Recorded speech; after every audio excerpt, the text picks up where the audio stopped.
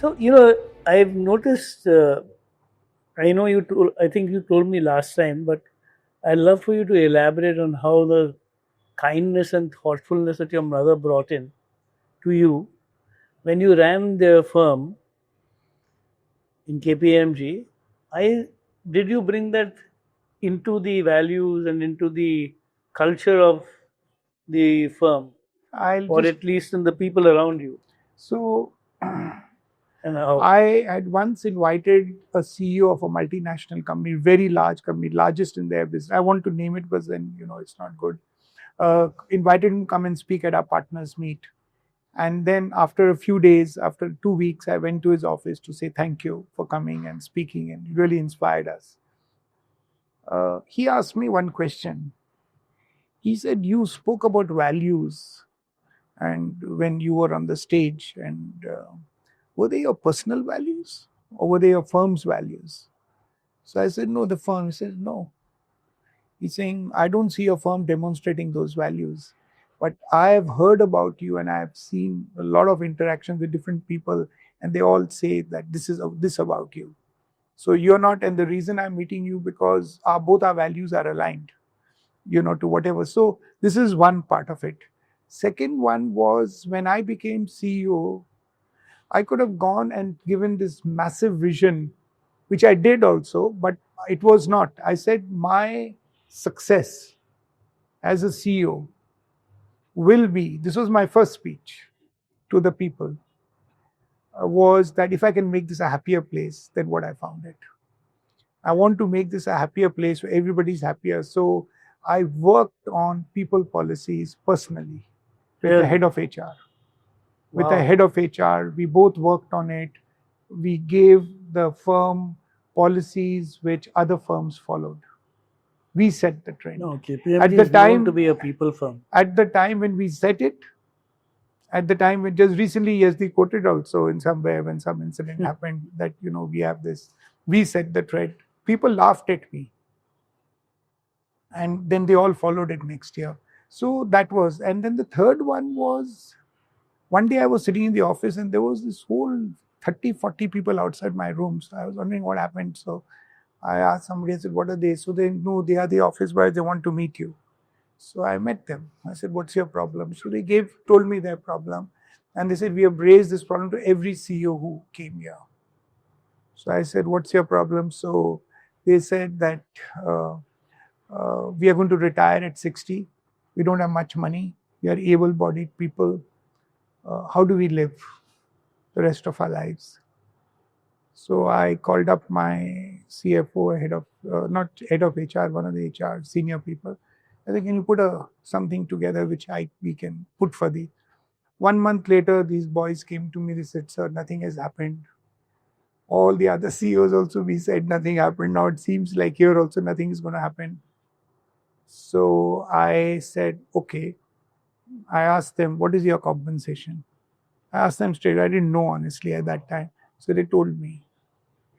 So I said, "Okay." I worked. I said, "Give me a week. I'll have the policy out." And so I gave them 10 years compensation post their retirement to them, which they will get every month as if they are continuing in their salary, unless something happens and their family gets it, whatever. So they don't, at least that money part is not, because the amount was not much actually when I calculated it. And there was, so these people are the original KPMG office boys who, when the firm started, there 125 of them or 140 of them. So gave them this. And even I can tell you, the head of admin was telling me that whenever they get this money, they talk about you. They have tears in their eyes. You put this And policy for naturally, them. And of course, then the firm started, instead of giving them monthly, give them one check, and which I didn't want because they would waste it. So give them in small doses. But we started this. it's a And very unusual and a very so thoughtful thing to do. that was, if you're asking me, kindness to the lowest, who they can never do anything for me. I mean, yes, they can maybe get me a better cup of tea, or they look after me, maybe a better salute. That's it. I noticed that any time that you are showcasing yourself to be kind or gentle or something, you try and figure out a way to rationalize it to say, look, there's a logical reason for it. Yeah, I know that's not your motive. Your motive is not to look good. Yeah. Your motive is simply to do something Yeah, correct. yeah, just That's to all. do it and move on. That's Because all. see, because I'll tell you one thing. Somebody asked me, why do you do what you do? Mm. I said, nothing. I don't do anything. I'm a medium. Mm. I'm being used by whatever supreme power you call to move this. So some money has come to me to move it to somewhere better. Who can make better use of it? The second one I'll tell you, which happened was we had 1,000 employees who were contract labor, Mm. who had no medical insurance. And as I was running up the steps in Bombay office, I remember two thing flows up. This security guy comes and says, "मेरे को hearing aid चाहिए." So I said, "क्या medical नहीं मिलता है क्या?" He's saying, "नहीं." I said, "कितना आपका पैसा?" He said, "only 28,000 or something." I still remember that amount. It's still in my head. So I called up my CFO. I said, "Can you work out? Are these guys not insured?" He said, "No." He said, "Well, the contractor has to actually pay it." I said, "I don't care about it. They have to be insured. And if you have to cut out from partners insurance, cut it. But these guys will be insured." So he came back, it's going to cost some. I said, "Done." I'm taking, sometimes CEOs have to take the executive decision and move on. You don't need to go back to your excom and all that. So I got it for them. Even till date, the security guard sends me messages. So And some of them are messages in Marathi, sometimes in Hindi. I don't understand, but I don't want to say what he's written. It's it's a little embarrassing, what all he wrote there. you can imagine. Yeah. So, if this is a very weird question. If you could have been born into another time, another place, another person, is there a particular time, place, person that you would have loved to be? To experience that world or life? I had many opportunities. When I started my career, there was this company we were auditing was a movie company. Movie company. Movie. Okay. So they used to make these videos and all that. And so this guy told me that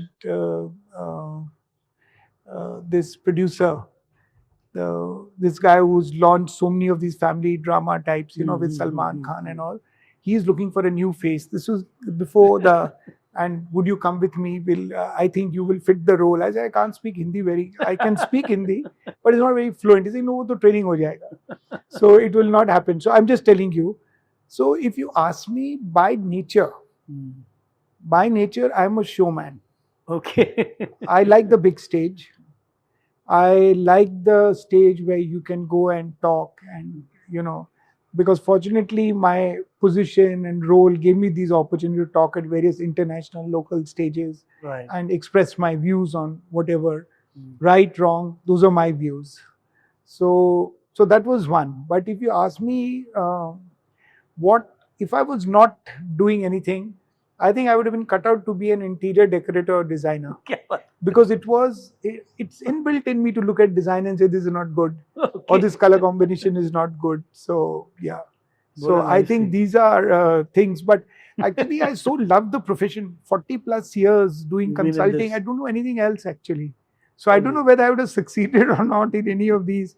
But if at all, it was. Yeah, I think if you're doing consulting and advisory in particular, Yeah. you're pretty much learning anything and everything. Yeah. You learn could so pretty many much things, run any kind of company. Yeah. As Arsh came and ran my Yeah. In your childhood, what did you think you wanted to be? I wanted to be a CI. I didn't. So, spy. childhood, when you're very young, I'm not like the current year generation where children have already thought I'll do this. At that time, we never even thought, Correct. honestly. At that time, it was very clear that by the time I was 14, 15, I had this dream of going to the Merchant Navy. Oh. And get into it. And one day I was sitting on the bench in school when I was in the 9th or 10th, I don't remember, class. And the school principal, that time I was in La Martiniere for Boys, Calcutta. Okay. And the principal came by and said, so few years you'll be out of the school. So have you thought what you want to do? I said, I want to go to the Merchant Navy. Saying, why? I said, because I like to travel the world and, you'll see so many different countries and whatever. So he said, have you thought of becoming a chartered accountant? Oh, So I said, what is a chartered accountant? I didn't know. So then I finished. After that, it just slipped by, and then I found out what is this CA. And then I found out yes, it's a good profession. Nobody in my family had ever done it. I was going to be the first person to go into it. And then I decided, I mean, it happened by chance, if you ask me. So Merchant Navy was where I wanted to go. that's a very interesting one. I would get seasick. Yeah. So I never thought of those. You know, when you're young, see, the point is when you're young, you're courageous. You don't, I mean, these You don't things don't consider bother all you. these things. Yeah. Yeah.